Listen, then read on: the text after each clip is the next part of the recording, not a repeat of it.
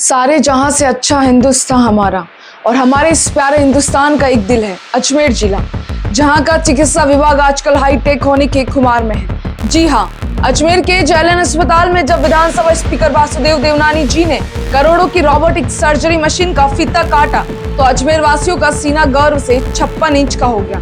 होना भी चाहिए भाई, अब रोबोट हमारे पेट का ऑपरेशन करे। लेकिन ठहरिए, इसी 56 इंच के सीने के ठीक नीचे अजमेर के उपनगरों में चिकित्सा व्यवस्था का कलेजा फटा जा रहा है। एक तरफ तो विज्ञान मंगल ग्रह पर पानी खोज रहा है और रोबोट से इलाज हो रहा है, वहीं दूसरी तरफ हमारे अजमेर के किशनगढ़ और पुष्कर के सरकारी अस्पतालों का अपना IQ ही वेंटिलेटर पर आखिरी सांसें गिन रहा है। आज हम आपको दिखाएंगे कि कैसे आधुनिक चिकित्सा के इस हाईटेक दौर में गरीब जनता लो टेक प्रशासनिक लापरवाही की बलि चढ़ रही है। देखिए हमारी ये विशेष रिपोर्ट, रोबोटिक सपना और सिस्टम का कबाड़ा। New era in precision surgery, advanced surgical training and technology-enabled patient care for the region.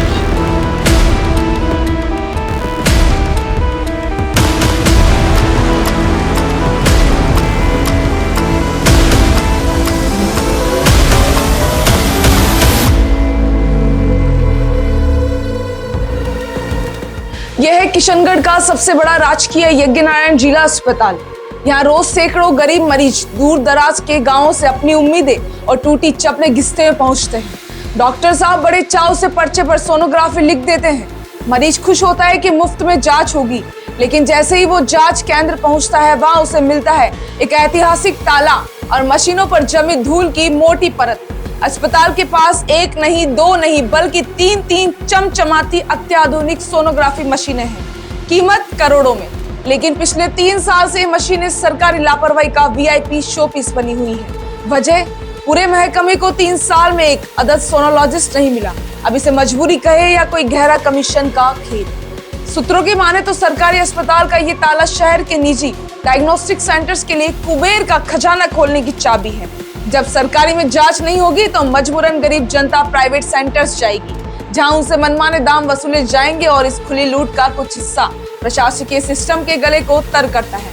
तभी तो साहब 3 साल से बड़े बड़े रसूखदार और अधिकारी यहाँ का दौरा कर रहे हैं, जनता को जल्द सेवा शुरू होने का मीठा लॉलीपॉप थमा रहे हैं और गाड़ी में बैठकर रफू चक्कर हो रहे हैं। चुनाव में हाथ जोड़ने वाले नेताजी भी इसी बदहाली पर मौन व्रत धारण किए बैठे हैं। चलिए अब आपको अंतर्राष्ट्रीय पर्यटन नगरी पुष्कर के सरकारी अस्पताल की सैर कराते हैं। यहाँ के आपातकालीन कक्ष यानी इमरजेंसी वार्ड में घुसते ही आपको अपनी आंखों पर यकीन नहीं होगा। इसे इमरजेंसी वार्ड कम और यातना गृह ज्यादा कहा जा सकता है। इस भीषण झुलसा देने वाली गर्मी में जहाँ पारा आसमान छू रहा है, इस वार्ड का इकलौता ऐसी भी उखाड़ दिया गया है। नर्सिंग स्टाफ और मरीज उमस के नर्क में उबल रहे हैं। पीने के ठंडे पानी का आता पता नहीं है। बैठने के लिए जो कुर्सी टेबल है वो भी इस कदर टूटे हैं कि उन पर बैठने के लिए भी इमरजेंसी इलाज की जरूरत पड़ जाए। हद तो तब हो गई जब अस्पताल के प्रभारी डॉक्टर GR पुरी साहब से इस पर सवाल पूछा गया। उन्होंने बिल्कुल नया और ताजा तरीन बहाना मारा कि साफ फर्नीचर और कूलर का टेंडर निकाल दिया है। वाह डॉक्टर साहब वाह, गर्मी मार्च अप्रैल से शुरू हो जाती है और आपका टेंडर मई के आखिरी हफ्ते में निकलता है। जब तक टेंडर पास होगा तब तक तो मरीज और स्टाफ खुद कूल हो चुके होंगे। सुरक्षा के नाम पर यहाँ एक गार्ड तक नहीं है और कोई भी हादसा हो भगवान भरोसे।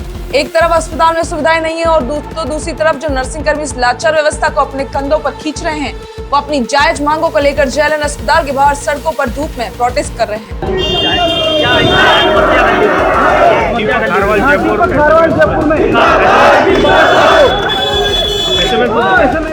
प्लेसमेंट एजेंसी के जरिए लगाए गए इन कर्मियों के भविष्य के साथ चिकित्सा विभाग ऐसा खिलवाड़ कर रहा है जैसे वो कोई कर्मचारी नहीं बल्कि सिस्टम के पपेट्स हो।